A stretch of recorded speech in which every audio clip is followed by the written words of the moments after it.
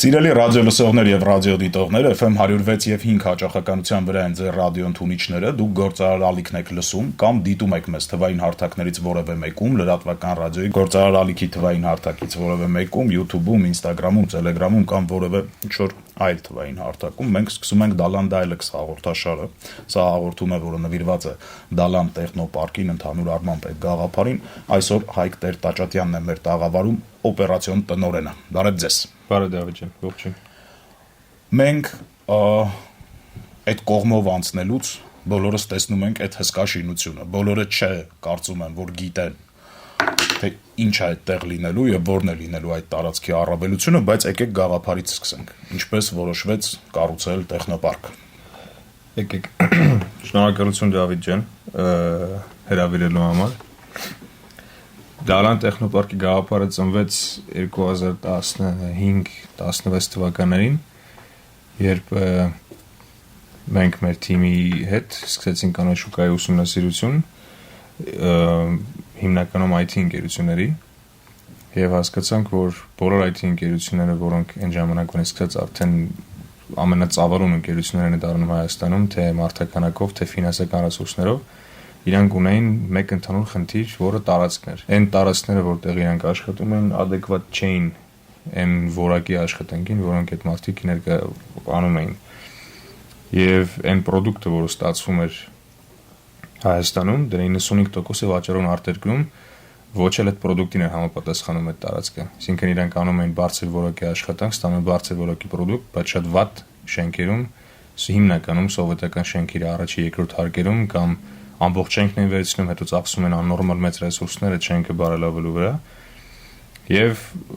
հանդիպելով գրեթե 30 կամ 35 ընկերությունների հետ մենք հասկացանք, որ այս խնդիրը բավական մեծ է շուկայում։ Դրանից բացի ինչու ներկայանում շուկայում ամբողջ խնդիրը, որ 2000-ական թվականին, երբ Հայաստանում շինարարությունը սկսեց ունենալ բարձր տեմպ եւ սկսեց աճել, մինչեւ այսօր ինչքան որ շենք կառուցվել է, դրանց ճնշող մեծամասնությունը բնակելի են։ Եվ դա խնդիր առաջացնում այն մարդկանց համար, ովքեր աշխատանքի պիտի գնան։ Եվ ինչպես ասացի, վերջի 15-20 տարվա ընթացքում IT ընկերություններում գրանցված աշխատողների քանակը գրեթե եռապատկվել է։ Եվ այդ մարդիկ ունեն առօրյա խնդիր գործի գնալու։ Եթե իրանք ունեն լավ տարածք, ապա այդ տարածքը քաղաքի կենտրոնում չէր կամ իրանց առօրյա անելիքներին մոտ չէր։ Եթե մոտ էր, ապա կար հոսանքի խնդիր, ջրի խնդիր, տրանսպորտի խնդիր եւ այլն եւ այլն եւ այլն։ Եվ 2016 թվականի արդեն դեպի վերջ, դեպի 17 թվական մենք հասկացանք, որ այդ դատարկ հատվածում, որը կոչվում է Դալմայի այգիներ, այդ հատվածը ամբողջությամբ դատարկ էր, ոչինչ չկար։ Մենք այդ հատվածում ունեինք հող, որը ձեռք ենք բերել դեռ շատ երկար ժամանակ առաջ եւ որոշեցինք դրա վրա ստեղծել ծրագիր, բայց հասկացանք, որ հայկական կորպորատիվ աշխատանքային տրամաբանություն եւ մշակույթը փոխելու համար հերթական շենք սարքելը բացարձակ անիմաստ է։ Պետք է սարքենք այն տեսակ մոնումենտալ երևացող շենք, որ մարդիկ տեսնեն ինչա ճիշտ է, այո։ Եվ ինչ որ դուք տեսնում եք, այս բանը Հայաստանի ամենախոշոր շենքն է, որպես մեկ շենք, ամենաբարձր եւ ամենախոշոր շենքն է այս բանի շինարարության փուլում։ Մենք կվերջացնենք շուտով եւ այս բանին ֆասադային համակարգերը հասել են արդեն երկրորդ, երրորդ հարկի մոտավորապես տեղ։ Մի քանի ամսից ամբողջ շենքը կլինի ապակեպատ ու արդեն այս վեհությունը հերվից կերևա։ Եվ գլխավոր նպատակը շենքի ստեղծելն էր լավագույն աշխատատեղը։ Ոչ թե այն լավագույնը, որը մենք ենք պատկերացնում, այլ լավագույնը, որը ստանդարտացված է համաշխարհային ստանդարտներով։ Հայաստանում ցավոք սրտի շատ է օգտագործվում միջազգային ստանդարտ արտահայտությունը, ով ինչ անում անոդին միջազգային A+, ես ինչ որ բաներ եմ լսել։ Հա, այդ շենքի տեղակայման կլաս A, հա, A դասի շենք, A++ եւ այլն, դրանք նես չգրված ստանդարտներ են, բայց A դասի շենքը վերաբերվում են շենքերին, որոնք նոր են, լրիվ նոր, որոնք գտնվում են քաղաքի կենտրոնին եւ քաղաքի downtown հատվածին հնարավորինս մոտ տարածքում, որոնք ունեն լավագույն տեխնիկական լուծումները եւ այլն եւ այլն, եւ իրենք տեխնիկապես պետք է համապատասխանեն։ Մենք ավելի շատ գնում ենք BOMA-ի հետևից, իսկ գրած է BOMA-ն Building Owners and Managers Association-ն է, միջազգային մեծ համակարգ, որը սահմանում է օֆիսային եւ կոմերցիոն տարածքների չափումների եւ նաեւ դրանց հետագայում կոմերցիոն շահագործման ստանդարտներ։ Եվ 2017 թվականին ամենավերջի ստանդարտներ, մենք այդ ժամանակ ցեցինք շենքը նախագծել ըստ այդ ստանդարտների, բայց ցավոք սրտի հետո մենք անցանք COVID-ի միջով եւ 2021 թվականին BOMA-ի ստանդարտները փոխվեցին ամբողջությամբ։ Օրինակ, եթե 2017 թվականին յուրաքանչյուր աշխատողին պետք է հասներ մինչև 9 քառակուսի մետր տարածք, խոսքը չի գնում սեղանի մասին։ Հասկանալի է, միջինացված հաշվարկով։ Այսինքն սեղան, կոնֆերանս ռում, չգիտեմ, օրինակ խոհանոց, 10 հոգու վրա 90 քառակուսի, հա, որ ավելի հստակ լինի։ 2021 թվականին դա դարձավ 12։ Եվ Դալանում հաշվեկածը 15 մետր քառակուսիով։ Այսինքն մենք ունենք Էսպայն 45000, համարյա 45000 քառակուսի մետր օգտագործելի օֆիսային տարածք եւ ինքը նախատեսված է 3000 աշխատատեղի համար։ Մի քիչ մտածած, այսպես ասած, զապասով, բայց դա կարևոր է, որովհետեւ դա հնարավորություն է տալիս մարդկանց ազատորեն շարժվել, ազատորեն աշխատել, հետևելով անվտանգության բոլոր պարտադիր պայմաններին։ Եվ դա պայմաններից մեկն է, մյուս պայմանը առաստաղի բարձրությունն է, մյուս open space-ն է։ Մենք օրինակ անցած տարի շատ հաճելի առիթ ունեցանք Ճարտարապետաշինարարական համալսարանի երեխեքին գրեթե 131 ուսանող եկան Դալան, մեծ էքսկուրսիա էի վարում, մոտ 2-3 ժամ այնտեղ էինք։ Եվ այդ երեխեքից մեկին ասաց, որ այն ճարտարապետական եւ հատակագծի կառուցման մոդելը, որ իրանք օգտագործում, 6 մետրը 6-ի վրա է հիմնականում։ Դա հին բավական սովետական տրամաբանություն է։ Դա սյուներն է, չէ՞, որ 6-6-ի վրա մենք շենքերում սովորաբար տեսնում ենք, որ 6 մետրը 1 սյուն կա։ Հա։ Ինչը շատ խանգարում է, ասեմ ձեզ։ Հա, բայց մարդիկ այն ժամանակ չգիտեմ, որ խանգարում է։ Իսկ հիմա արդեն տեսնում եմ, որովհետեւ open space-ի կարեկն ավելի շատ կա։ Եթե առաջ ստանդարտ առաստաղ 3 մետր, 3.20 մետր էր, հիմա արդեն 4 է կամ ավել։ Մեր մոտ 8-ի վրա է։ Ինչի է առաստաղի բարձրությունը, ինչի է փոխվում նկատի ունեմ։ Փոխվում է, տեսեք, այս օրինակ մեր մոտ առաստաղները սկսում են 4.5 մետրից, այսինքն բետոնային վիճակից մինչև բետոնային առաստաղ 4.5 մետր է։ Դրա վրա ավելանում է 10-ից 12 սանտիմետր հատակ, հետո իջնում է առաստաղից կոմունիկացիաներ են գնում, հա, մոտավորապես 50 կամ 40 սանտիմետր, ու մենք ստանում ենք գրեթե մաքուր 4 մետր առաստաղ։ Դա BOMA-ի ստանդարտն է, որը մենք ուսումնասիրեցինք ու հասկացանք, որ ամբողջ իմաստը օդափոխությունն է, օդորակումն է, օդափոխությունը եւ լույսի առկայությունը։ Ինչքան տարածքդ ավելի մեծ, այդքան լույսն ավելի հեշտ է պտտվում։ Եվ նաև մենք ունենք պատեր եւ պատոհաններ, մենք ունենք մեծ վիտրաժներ, մեծ ապակեպատ ֆասադներ, տրիպլեքս ապակի երաշերտ մոտեսքան լայնությամբ, որոնք շենքի առաջին տերմոիզոլացիայի այդ էներգախնայողության տեսանկյունից էլ է, չէ՞, ագին բաղ։ Եվ այդ բոլոր կտորները, բոլոր կոմպոնենտները, որ դնում եք մեկ ընդհանուր փաթեթի մեջ, ստանում եք աշխատատեղ, որը չունի լույսի բացակայություն, այսինքն չկա ինչ-որ մի անկյուն, որտեղ նեսես ու բնական լույսի պակաս լինի, չունի հոսանքի բացակայություն, ունի լավ մտածված եւ ֆունկցիոնալ հովացման եւ ջեռուցման համակարգ եւ ունի մի հատ ամբողջական ապակեպատ, կոպիտ ասած, որը UV-ն է դադարեցնում, որը չնայած կապույտ գույն է, բայց ներսից դեպի դուրս 92% color rendering index ունի, որը արևի ճառագայթի 76%-ը հետ է բրդում, այսինքն մարդը կարող նստած լինի արևի տակ, ոնց որ մեծ արևային ակնոց լինի, հա, մեծ արևային ակնոց լինի։ Եվ այդ ամեն ինչի ենթագում ենք բարձր առաստաղը, կեղտոտ օդը, կեղտոտացելով այդ CO2 ածխաթթու գազը, որը մենք արտաշնչում ենք, բարձրանում է վերև, օդափոխիչ համակարգը փոխում է, դրսից բերում է նոր թթվածին եւ այդ ամեն ինչը հետ է պտտվում օդի շրջանառության մեջ այն տարածքում։ Եվ դրանից բացի նաեւ աչքի համար ավելի հարմար է։ Այսինքն ես ժամանակին Հայաստանում աշխատում եմ մի շենքում, չեմ ուզում ասեմ, որ ինձ չնեղանան, բայց այնտեղի առաստաղն այնքան ցածր է, որ ես չլինելով աշխարհի բոյով մարդը, ձեռքս վերև էի պարզում, հասնում էի առաստաղին։ Դա կլաստրոֆոբիայի բուն է, ու շատ անհարմար։ Դիսկոմֆորտ է առաջացնում, իհարկե, հա, այսինքն մարդու մոտ դիսկոմֆորտ է առաջացնում իրականում։ Գլխավորը տարածությունն է։ Եվ նաև 2017, 18, 19 թվականներին կատարվել են մի շարք հետազոտություններ տարբեր ամերիկյան, հիմնականում ամերիկյան համալսարաններում, որտեղ պարզվեց, որ աշխատանքի, մարդկանց աշխատանքի աշխատունակության եւ productivity-ի վրա ավելի շատ ազդում են իրենց հարմար ինչ աթոռի մեջ են նստած, որտեղ են աշխատում եւ աշխատատեղը։ Այսինքն եթե բիզնեսը բաժանենք մի քանի կարևոր հարցերի, կա ինչ, երբ, ինչպես եւ որտեղ։ Այդ որտեղը շատ կարևոր կոմպոնենտ է ցանկացած բիզնեսի։ Այսինքն երբ մարդը ավելի հարմարավետ տարածքում է աշխատում, ավելի հարմարավետ աթոռի վրա, ավելի հարմարավետ միջավայրում ինքը ավելի էֆեկտիվ է եւ ավելի պրոդուկտիվ։ Այո, էֆեկտիվությունը առնվազն 30% բարձր է ըստ այդ հետազոտությունների։ Դրան նաև նպաստում է լիդը, որը Հայաստանում օգտագործվել էր մինչև Դալան տեխնոպարկի շինարարության ընդամենը 1 անգամ, Բանգլադեշում այդ դպրոց կա այնտեղ։ Լիդը LED բացվում է հապավում է Leadership in Energy and Environmental Design։ Եվ լիդի ընդհանուր գաղափարը կայանում է նրանում, որ կատարելի, այսինքն պետք է կատարել շինարարական աշխատանքները հնարավորինս քիչ բնությանը վնաս տալով։ Եվ դրա մեջ մտնում է նաև շատ խիստ նորմեր օդափոխության, լուսատուների, լուսային աղտոտվածության, ձայնային աղտոտվածության նմանատիպ բաների մասին։ Օրինակ, մենք դրսում պիտի ունենանք փոքր այգի եւ պետք է լինի, այստեղ չի երևում։ Օրինակ, այստեղ պիտի լինեն լույսեր, ընդհանրենք։ Ըստ լիդի, այդ լույսերը պիտի լինեն քթով դեպի ներքև, այսինքն լույսը ոչ թե պիտի վերև լինի, այլ դեպի ներքև,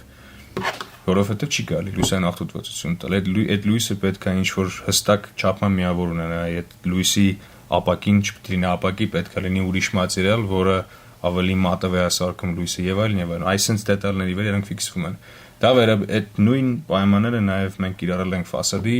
ժամանակ, բետոնի ժամանակ։ Մեր շինհրապարակը այս պահին ամենամաքուր շինհրապարակն է Հայաստանում։ Ու քանի անգամ մենք ունեցել ենք տարբեր էքսպերիմենտներ, մենք ունեցել ենք հյուրեր, ովքեր պաշտոնական հագուստով, այսինքն կոստյումով, սև կոշիկներով, փողկապով եւ այլն եկել են, շրջել են ամբողջ շինհրապարակով դուրս են եկել ու իրենց կոշիկները փոշոտ չէին կամ նվազագույն փոշ, այսինքն կեղտոտ չէր։ Մենք ուղղակի շինհրապարակի կազմակերպման ժամանակ կիրառել ենք լիդի ստանդարտները։ Եվ այս ամեն ինչը իրար հետ որ համատեղում ենք, մենք ստանում ենք հայկական աշխատանքային մշակույթի մյուս քայլը։ Իսկ Դալան տեխնոպարկի հիմնական գաղափարը դա է։ Ձեր թվարկած բոլոր գործողությունները, որոնք որ դուք արել եք, վստահաբար ազդում են շինության եւ տարածքի ինքնարժեքի վրա։ Այո։ Արդյոք դա չի դարձնում պակաս մրցունակ հետագայում շուկայում, թե դուք վստահ եք, որ ձեր հաճախորդը այն ընկերությունն է, որը կգնահատի այդ առավելությունները։ Շատ լավ հարց է, տեսեք, վարչապետը մայիսի 23-ին 2022 թվականի եկավ հիմնարկեքին եւ մենք ունեցանք շատ սիրուն պաշտոնական արարողություն, օրենեցինք այդ ամեն ինչը, կապսուլան մետաղի մեջ օրենանքով գցեցինք բետոնի մեջ եւ այլն։ Որ անցնում ենք վարչապետը հարցրեց, ասեց ժողովուրդ, իսկ այս լիդի պայմանով էս ամեն ինչ որ անում եք, եթե լիդով չանեք, ինչ կարժենար։ Ու մենք պատասխան չունենք, նախ առաջինը որ այս առաջինը չէ, որտեղ չենք դիտարկել առանց լիդով սա անել։ Որովհետեւ մենք հասկացանք, որ այս տեսակ product, այս տեսակ շենք ստանալ, եթե մենք անենք առանց լիդի, դառնանք Հայաստանի ամենա սարսափելի կեղտոտ ամենաբարձրագիրը։ Լիդը մեր վրա բերեց շատ լուրջ պատասխանատվության զգացում եւ նաեւ շատ լուրջ կառավարում։ Ամբողջ համակարգը ինքը պահեց։ Եվ դրա արդյունքում մենք շենքը դեռ չավարտած, մենք արդեն ունենք աշխարհի խոշորագույն IT ընկերությունից հետաքրքրություն։ Եվ մի հատ ուրիշ հետաքրքիր բան էլ ես հանդիպել եմ Broadcom, Siemens, Adobe, Pixart, ամենախոշորների, Nvidia, Cisco, Synopsys ասի չգիտեմ, բոլոր այդ ընկերությունները դուք չեք պատկերացնում, այդ ընկերությունները իրենց տարածքի վերանորոգման վրա ծախսում են ավելի շատ գումար, քան տարածքի վարձակալությունը, որ իրենք վերանորոգում են։ Այո։ Այդ ընկերություններից մեկը այս պահին վերանորոգում է իր նոր օֆիսը, նոր գրասենյակը, որը շատ մեծ չի, խոսքը գնում է 1500 համար 2000 մետրի համար, իրենք 37 տարբեր երկրից մատակարարում ունեն սեղանաթոռների, պատերի եւ այլն, որ կահավոր են, որովհետեւ այդ ընկերությունների մեծ հաշվով չի հետաքրքրում թանկը էժանա ինչ որ է, կարևորը այդ տարածքը իրենց ստանդարտին համապատասխան լինի։ Հայք, այսինքն ի վերջո այդ ընկերությունները, այսպես թե այնպես, իրանց տարածքը շատ մոտեցնելու են, փորձելու են շատ մոտեցնեն այդ ստանդարտները եւ իրանց վրա ավելի թանկ է նստելու, վերջում ստանալ այդ պատկերը, որը դուք իրենց արդեն վերում եք։ Մենք տալիս ենք այդ, այսինքն Դալան տեխնոպարկում եւ նմանատիպ շենքերում, որոնք ցավոք սրտի Հայաստանում այսպես չկան, բայց կան արտերկրում, օրինակ մեր ամենամոտ տարբերակը, ամենամոտ օրինակը Մոսկվան է։ Մոսկվան, Սանկտ Պետերբուրգը, Եկատերինբուրգը, այնտեղ կան լիդ պլատինում ստացած շենքեր։ լիդ պլատինումի համար պետք է հնարավոր 118 լիդի կրեդիտից հավաքել 101-ը։ Մենք 61-ն ենք հավաքելու եւ ստանալու ենք լիդի գոլդը, որովհետեւ լիդ պլատինումը այս բանը մեր համար շատ մեծ ճոխություն է, դա ուղղակի հնարավոր չի։ Մենք չունենք տեղական մետաղի արտադրանք, տեղական բետոնի արտադրություն եւ այլն, բայց այդ ընկերությունները, որ փնտրում են այդ տեսակ շենքեր, իրենց մեծ հաշվով չի հետաքրքրում ինչքան դժվար է այդ ամեն ինչի սարքել, որովհետև եթե ապահովում ենք բազային լեվելը, ստանդարտը, իրանք գալիս են։ Մենք օրինակ այս պահին Դալան տեխնոպարկը իր բազային մակարդակի վրա ապահովում է բարձր առաստաղ, ապահովում է ֆասադ, որը արդեն ջերմային իզոլացիա, լուսային իզոլացիա անում, ապահովում է բարձր որակի եւ բարձր տեխնոլոգիական լուծումներով հագեցված օդափոխության օդորակման համակարգ, բարդ access control, անվտանգության համակարգեր եւ այդ ընկերությունները այդ ներդրում չեն անում այդ ամեն ինչը բերելու վրա։ Իսկ այդ համակարգերը արժեն հարյուրավոր միլիոնավոր դրամներ։ Պատկերացրեք, եթե մենք առաջարկենք մի հատ հարկ, օրինակ 1700 մետր, հա, եւ այդ ընկերությունը գա, փորձի 1700 մետրի համար գազ, ջուր, հոսանք, օդափոխություն, եսի մինչեր կա, չգիտեմ մինչեր կարգավորի, շատ մեծ ծախսի մասին է խոսքը։ Դալան տեխնոպարկը այդ միանգամից անում է։ Ինքը գալիս է արդեն պատրաստի ստանդարտներին համապատասխան տարածք։ Ինքը գալիս է արդեն պատրաստի ստանդարտների shell and core տարածք, այսինքն մենք չենք տալիս պատրաստի գերասենյակ, որովհետեւ չգիտենք այդ ընկերությունը ինչի կարիք ունի, կամ ինչ գույնի պետք է լինի աթոռ եւ այլն, բայց այն բետոնային վիճակի մեջ մենք որ հանձնում ենք, դա համապատասխանում է իրենց բոլոր տեխնիկական կետերին։ Եվ նաեւ այս վերջերս պարզվեց մեզ սրա մասին ասեցին մեր գործընկերները էլեկտրոցանցերում, որ Դալան տեխնոպարկը ծախսելու է մոտավորապես այնքան հոսանք, ինչքան ամբողջ Դավթաշենը։ Բայց եթե տենց է, դա խոսում է նրա մասին, որ այս տեսակ շենքը այդ աստիճանի ծավալուն հոսանքի կարիք ունի։ Այդ կարգի ծավալի կարիք ունի, որովհետև մենք ուզում ենք, որ մեր գործընկերները կարողանան հանգիստ ունենալ լավագույն օդափոխությունը, ունենան դատա կենտրոններ, ունենան ֆունկցիոնալ food court, մարզասրահ, ջիմ, այգի, կոնֆերանս դահլիճներ եւ այլն։ Այդ ամեն ինչը պետքա լուսային պայել, այդ ամեն ինչը պետքա հովացնել, տաքացնել, դրա համար պետքա հոսանք։ Ինչքան մարդ է աշխատելու տեխնոպարկում, եթե մենք ունենանք, չգիտեմ, 100%-անոց ծանրաբեռնվածություն, այսինքն եթե բոլոր գրասենյակները եւ աշխատող բոլոր ձեռնարկությունները, այդ ջիմը, վարսավիրանոցը, food court-ը, տեսեք, Դալան տեխնոպարկը բաղկացած է շենքը, բաղկացած է մի քանի մասերից, բաժանմունքներից, այսպես ասած, երրորդ հարկից 13-րդ հարկ ամբողջությամբ օֆիսներ են, երկրորդ հարկից մինուս երկրորդ հարկը ամբողջությամբ կոմերցիոն տարածքներ են, մինուս 6-ից մինչև մինուս 1 ամեն հարկի վրա կա գրեթե 12,000 քառակուսի մետրանոց ավտոկայանատեղի։ Այսինքն գրեթե 1050-1030 մեքենայի համար կա վերգետնյա եւ ստորգետնյա կայանատեղի, որը հագեցված է ոչ միայն մեքենաների կայանատեղիով, այլ նաեւ էլեկտրական մեքենաների չարջինգով կայաններով եւ հեծանիվների կարճաժամկետ եւ երկարաժամկետ կայաններով, իրենց համապատասխան լոգարաններով, փոխվելու անդերցաններով եւ այլն։ Դրանից հետո արդեն ունենք food court, ունենք մարզասրահ, ունենալու ենք մեծ բասկետբոլի, ֆուտզալի եւ վոլեյբոլի դահլիճ, կոնֆերանս դահլիճներ եւ վերևի հարկերից մեկը պետք է լինի բնակելի հատված, բայց ոչ թե բնակարաններ, որտեղ մարդիկ կարող են գնել բնակարանում գնալ ապրել, այլ աշխատելու ապարտ հոթելի կոնցեպտով, այսինքն տրվելու է մեկ ընդհանուր կառավարման, մեկ ընդհանուր օպերատորի եւ այդտեղ տարածք առնողները դառնալ են ներդրողներ։ Եվ ամենավերևը, շենքի ամենավերևի հարկում ունենք 360 պանորամիկ տեսարանով մեծ գրեթե 5000 քառակուսի մետր ամենաճիշտ սահմանումը միջոցառումների տարածք, event hall, խոհանոցի հնարավորությամբ։ Եթե այդ ամբողջը միասին աշխատի, մենք ունենալու ենք 3000 օֆիսային աշխատող, ունենալու ենք գրեթե 1500 աշխատող եւ սպասարկող շենքը 1500 աշխատող, այսինքն կոմերցիոն հատվածներում, ջիմում եւ այլն։ Ընդհանուր առմամբ եւ եթե գումարեմ, օրինակ ջիմը նախատեսված է 2800 հոգու համար։ Food court-ը նախատեսված է մի անգամից 1600 հոգի, որ նստեն միաժամանակ։ Եթե այդ ամբողջը գումարենք, շենքի ամենապիկ, ամենածանրաբեռնված ժամանակ մինչեւ 7-8000 հոգի շենքը կարող է սպասարկել։ Հայկ, ձեր նախագիծը այնքան մասշտաբային է, որ իրան պետք է նաև քաղաքաշինության տեսանկյունից էլ մի հատ նայել, այսինքն ինքը այդ չափի մեծ է։ Մեր քաղաքի հիմնական խնդիրներից մեկն էլ խցանումներն է։